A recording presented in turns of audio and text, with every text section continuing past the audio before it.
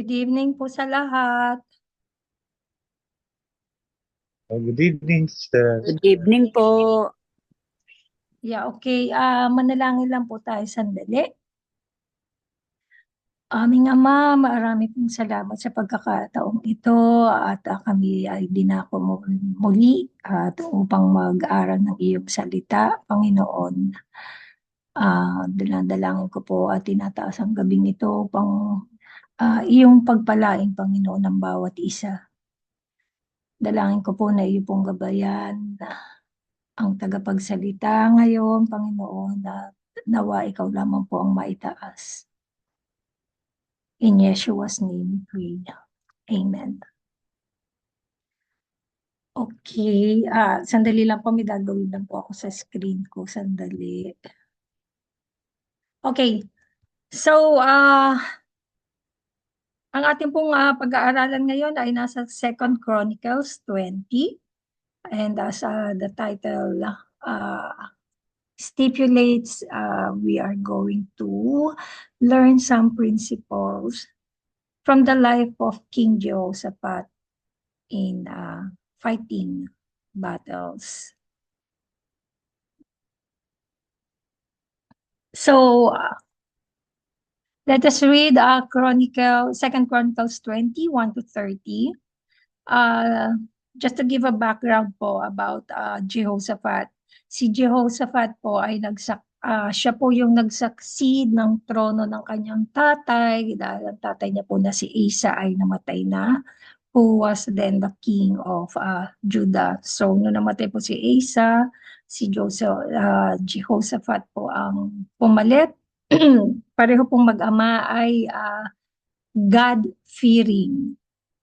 During the time of Jehoshaphat, isa po sa maganda niyang ginawa ay binalik niya ang Judah sa pananampalataya sa Diyos.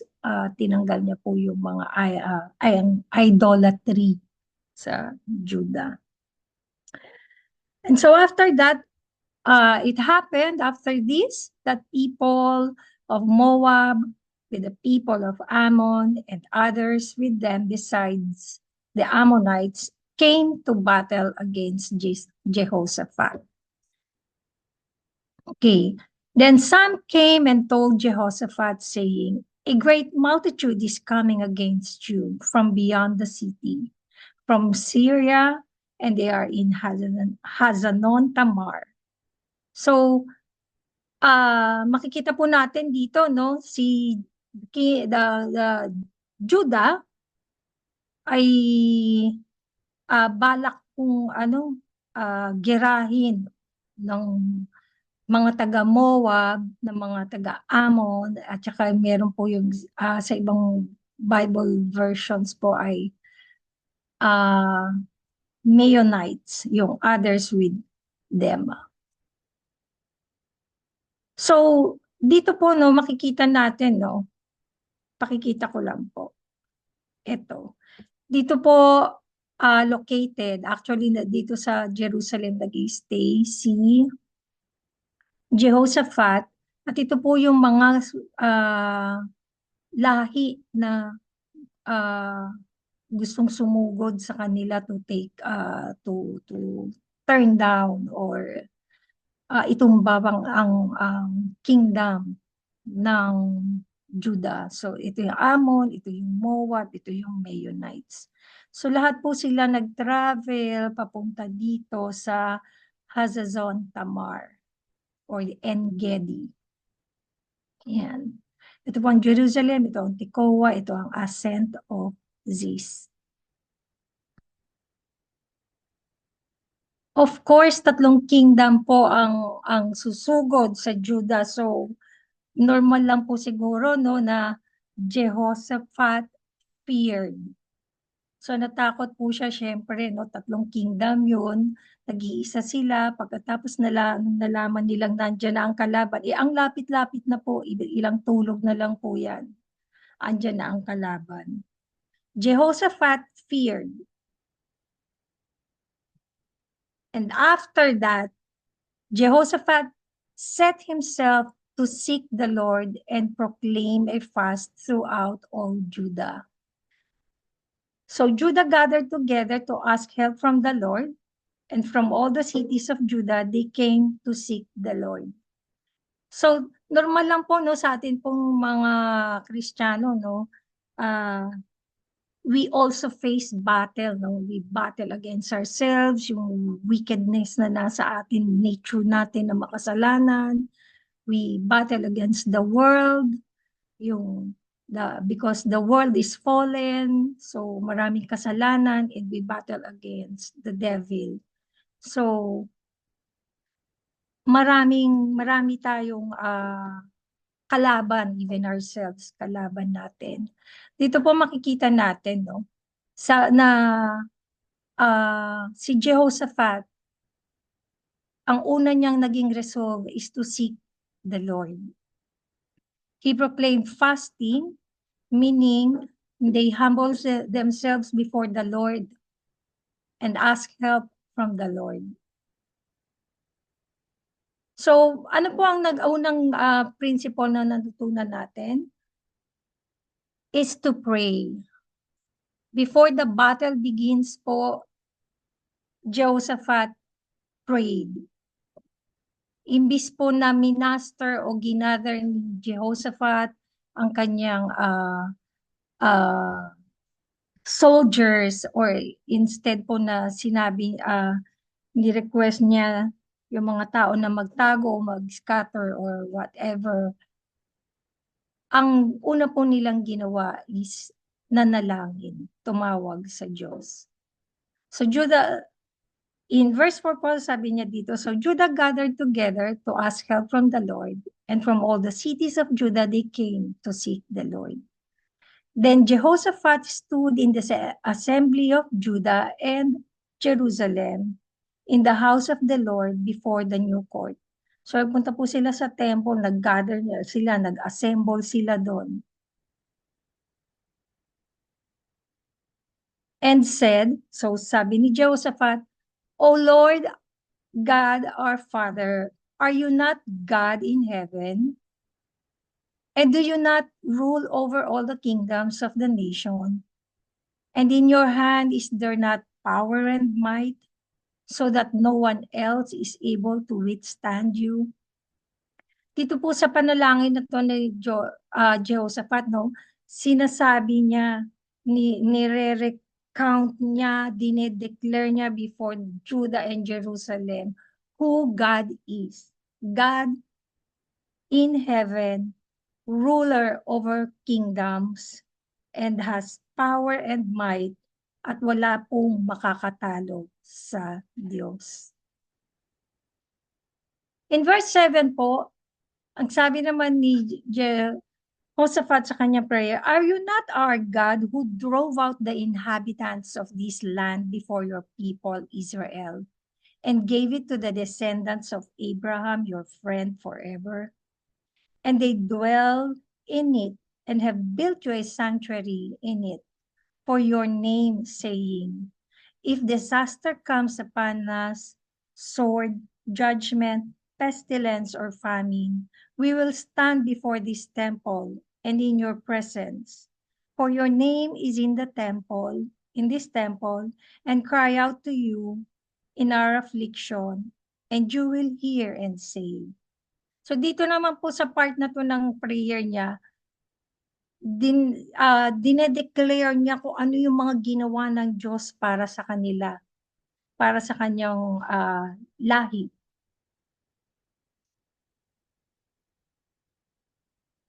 Verse 10 and 11 and 12, this is a declaration naman po ng kanyang fear at ng kanyang plea. In verse 10, he said, And now here are the people of Ammon, Moab, and Mount Seir, whom you would not let Israel invade when they came out of the land of Egypt. But they turned from them and did not destroy them. Here they are, rewarding us by coming to throw us out of your possession, which you have given us to inherit. O our God, will you not judge them? For we have no power against this great multitude that is coming against us, nor do we know what to do. but our eyes are upon you. Sabi niya dito, no, for we have no power against the great multitude that is coming against us.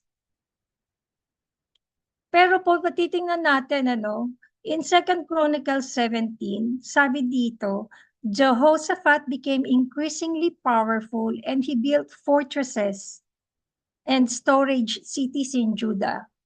He had much property in the cities of Judah, and the man of war and mighty men of valor were in Jerusalem. Dito po sa verse 14 to verse 19, sinabi kung ilan yung men of valor and men of war located in Jerusalem alone.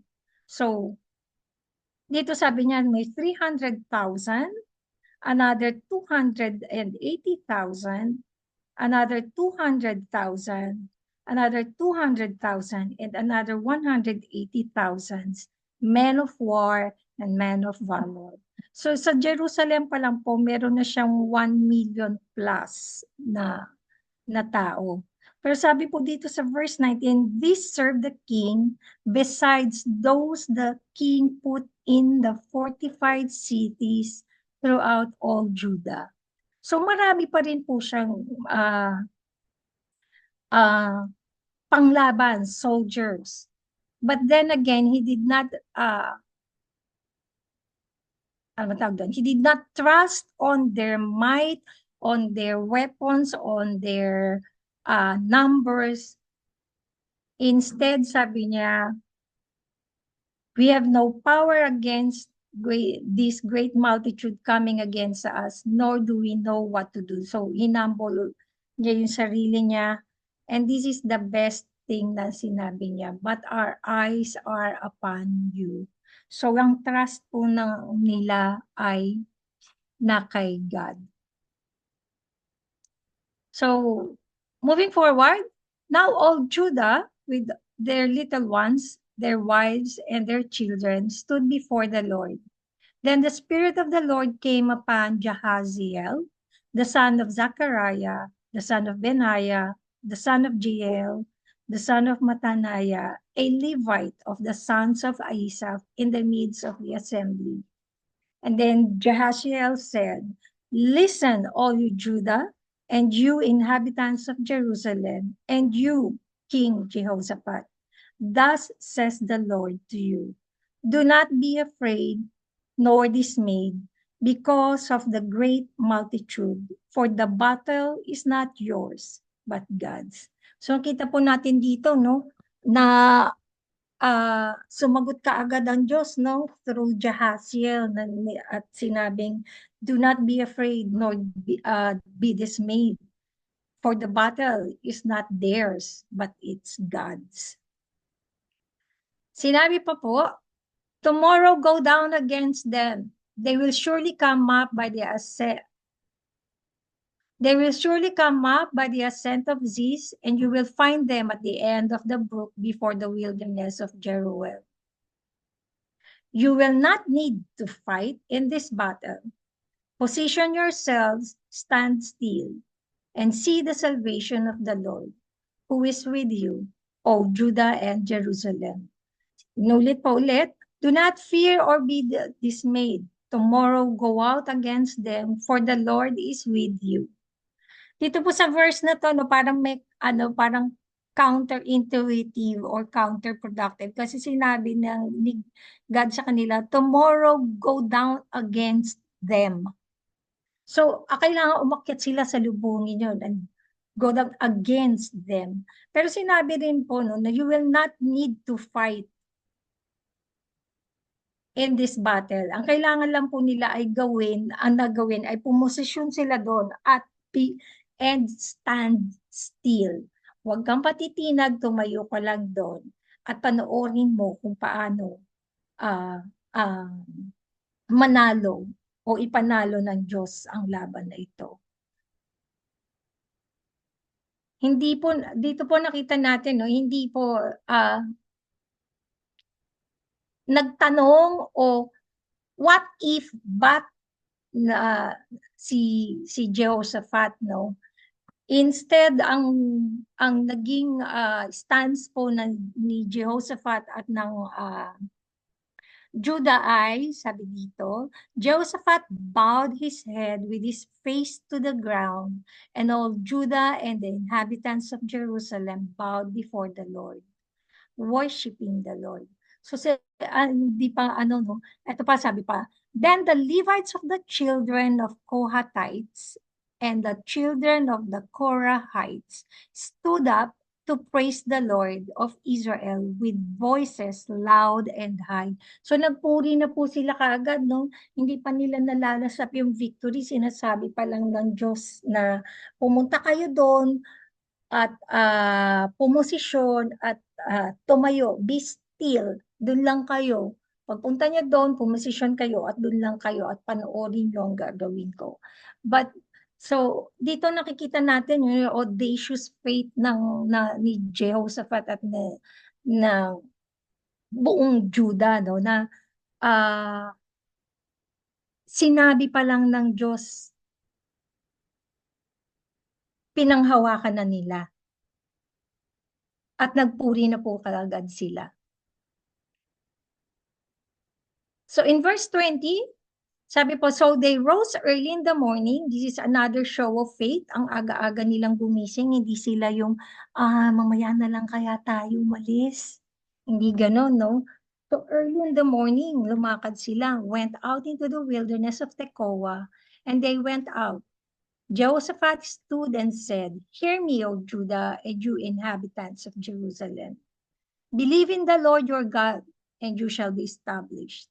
Believe his prophets, and you shall prosper. So, ano niya, ano man tawag doon? Parang ine-empower niya yung pananampalataya ng kanyang mga kasamahan. Ano?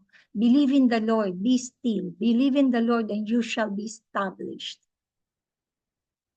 In verse 21, sabi, and when he had consulted the people, he appointed those who should sing to the Lord and who should praise the beauty of holiness as they went out before the army and were saying, praise the Lord, for his mercy endures forever. So, very unusual na ano po to, no, na attack ng isang kingdom na lalaban sa battle, ano, lalaban sa gera, no. Imbis po na troops yung kanyang ano, imbis na yung soldiers niya na may mga kalasag, may mga sword and arrow ang daladala. At nauna sa troops, ang nauna po sa troops niya ay yung kanilang music ministry. Yung mga kakanta po ng praises sa ating Diyos Ama. No? Praise the Lord, for His mercy endures forever ang kanilang kinakanta. At nangyari nga po, when they began to sing and to praise, the Lord set ambushes against the people of Ammon, Moab, and Mount Seir, who had come against Judah, and they were defeated. For the people of Ammon and Moab stood up against the inhabitants of Mount Seir to utterly kill and destroy them.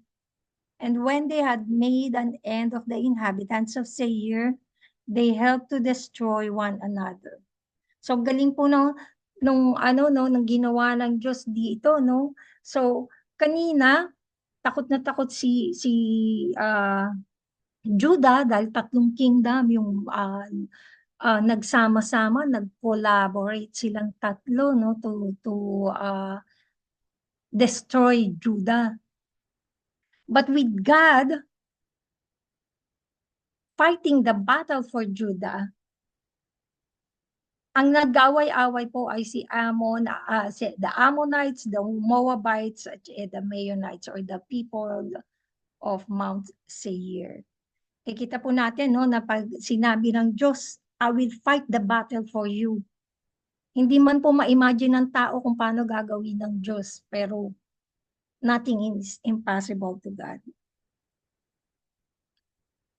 So the next principle po, they prayed, una, di ba po? So here, nakita po natin na nagpuri po sila throughout. While habang papunta sila sa battle, nag-praise po sila, pinuri po nila ang Panginoon.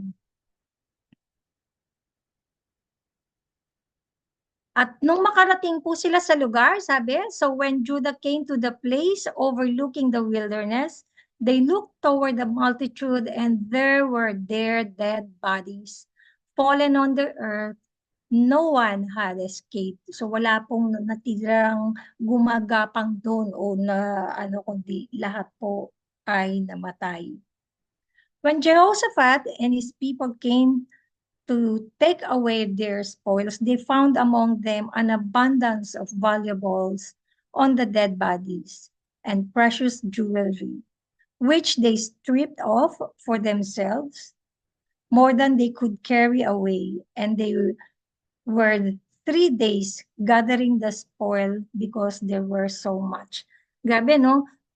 Bonus na po to, no? Nanalo na sila sa battle, meron pa po silang napakaraming plunder na mauuwi kasi kinuha nila yung mga jewelries dun sa mga katawan nung nakita nila.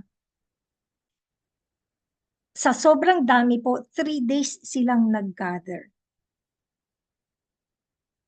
And on the fourth day, they assembled in the valley of Beraka, for there they blessed the Lord. Therefore, the name of that place was called the Valley of Beraka until this day. Beraka po in English is means blessing. So, nakita natin no, parang si ano to no, si, sino ba yun? Yung nagtayo ng nagbuild ng stone to give glory sa pangalan ng Diyos, ng si Jacob, 'di ba? So dito no, nakita natin no, gawain talaga ng mga no, mananampalataya ng Diyos talaga yung to bless the Lord,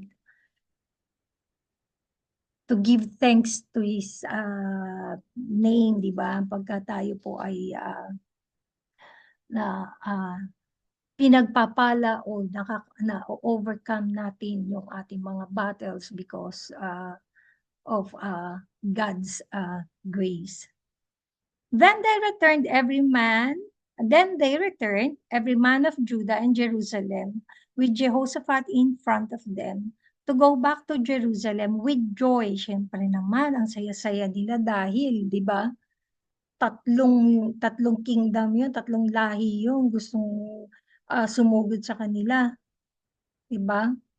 Pero sila umuwi, wala man lang gas-gas. At wala pong nalagas sa numbers, kung ilan man po yung dumating doon, wala pong nabawas. For the Lord had made them rejoice over their enemies.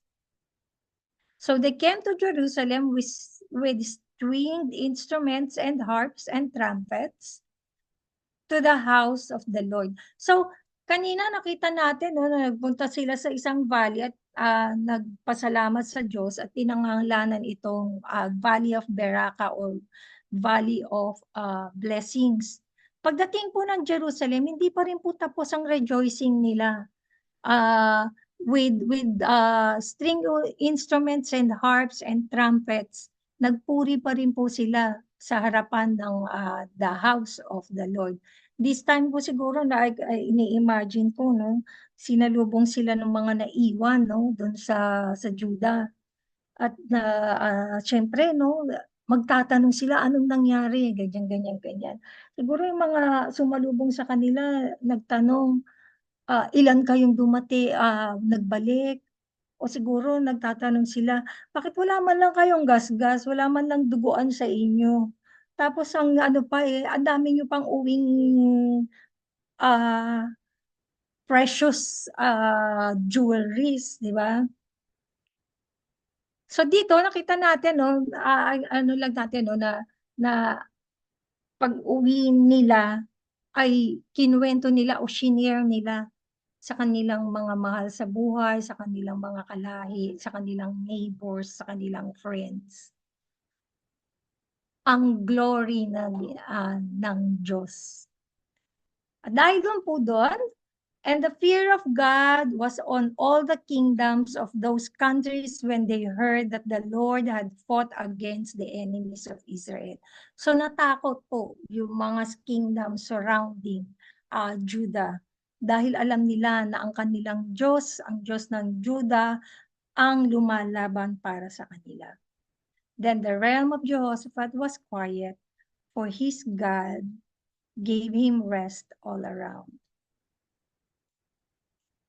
So the last po na principle na nakita natin dito ay proclaim God's glory. Actually, ginugol ko po kanina kung kasi 'di ba nakalagay po sa ano dito uh, the Valley of Beraka until this day. Yun din doon daw po ang tawag. So tinignan ko naman, na-curious ako hanggang ngayon kaya. Actually, yes. Hanggang ngayon po, the valley is called the Valley of Blessing. And the name comes from the Bible. So sa Google po to from Second Chronicles 20:20, verse 26, which says, the people of Judah named the valley after they thanked the Lord there. So dito pa lang makikita natin no, na naging na-commemorate yung nangyari the time of Jehoshaphat. Until now ay naaalala ng mga tao na itong bali na to, dito nagpasalamat si Jehoshaphat at ang Juda nang sila ay ipagtanggol o inilaban ng Diyos o pinaglaban ng Diyos ang Juda laban sa mga kalaban. So ang ganda po no na until now no na po-proclaim ang glory ni God through this valley. So what principles have we learned from this account or from this event sa life ni Judah ni Jehoshaphat and Judah? So first, when faced with when facing battle, katulad po nila no, triple threat yung kanila dahil tatlong kingdom no. When facing a battle, focus on God, not on the impending battle, no matter how big it is. And declare who God is, what He has done, and what He can do. Anong tawag doon? It helps no na tayo mismo no pag nagdadasal tayo no, declare natin katulad ng ginawa ni Jehoshaphat no, na dineclare niya na sinasambit niya para marinig ng kongregasyon how mighty their God is at kung ano-ano pa yung mga nagawa ng Diyos para sa kanila and what He can do. May sinabi ni Jehoshaphat because Jehoshaphat trust in God, alam niya na i-judge ni God yung mga kalaban nila. The second principle we learned is praising God. Praise God through the battle. Hindi yung, hindi ko po alam kung ako lang. Minsan nagpe-praise lang po ako, minsan pagkapanalo na ako. So sing praise to the Lord through the battle. Nakita natin no na nung paakyat sila dun sa ascent of Ziz no na kung saan sinabi ng Diyos na salubungin no yung kalaban no umaawit sila, nagpupuri sila sa Panginoon. So minsan po no when we are faced with issues o problema sa buhay natin no ang hirap-hirap pong umawit sa Panginoon lalo na kung yung mga issues na hinaharap natin yung napakalaki ba katulad nitong tatlong kalaban ng Juda no yung parang di ba kasi we are humans no mabigat yung problema tapos hindi natin kaya to resolve on our own. So, may tendency pa rin kasi tayo na ganun, kahit mga Kristiyano, alam ko ganun pa rin, no? Na minsan, kaya tayo na panghihinaan ng loob at nakakalimutan natin magpuri sa Diyos kasi ang bigat dalhin ng problema natin. Kasi nakakalimutan natin na God fights the battle for us. So sing praise to the Lord through the battle. And the third is proclaim God's glory. Nanalo sila once, 'di ba? Nanalo sila once we realize our victory. Remember to return and give thanks to God. But let us not stop there.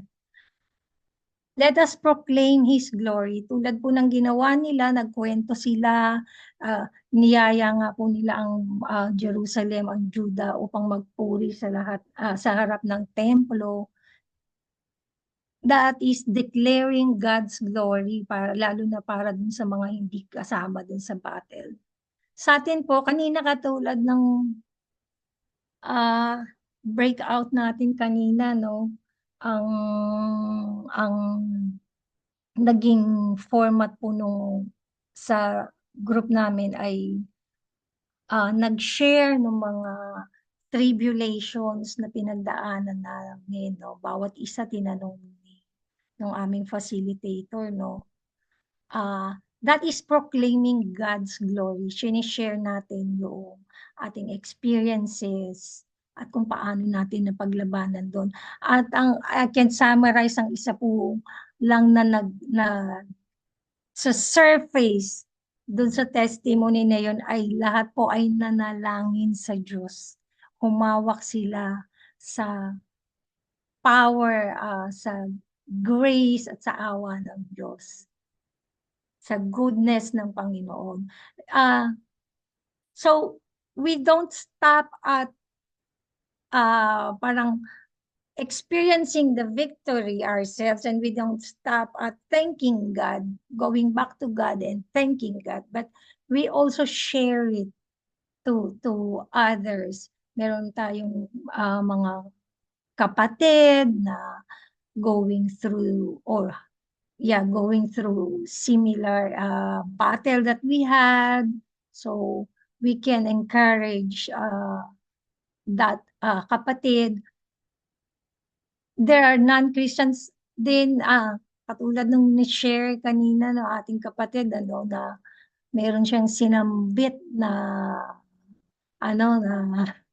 na salita na mamamatay siya. Kasi hindi lang siyang Katoliko, mamamatay siyang Katoliko. Ayun. Talaga ba? Sabi ni Lord, ayan tuloy. Nagkaroon siya ng mabigat na trial. Yung kanyang dinidespise na nag-share ng salita dun sa kanyang kapatid, yun din mismo yung taong nag-share, tumulong sa kanya. So, makita natin na tong victory natin does not help hindi dun sa ating kapwa Kristiyano din. It could help also yung mga ating people around us na hindi pa nakakakilala sa Diyos, which is mas dapat na nasisharean natin para sila din would experience how good and how great our God is. And with that, to God be all the glory. I hope we learned something from the life of King Jehoshaphat. Thank you.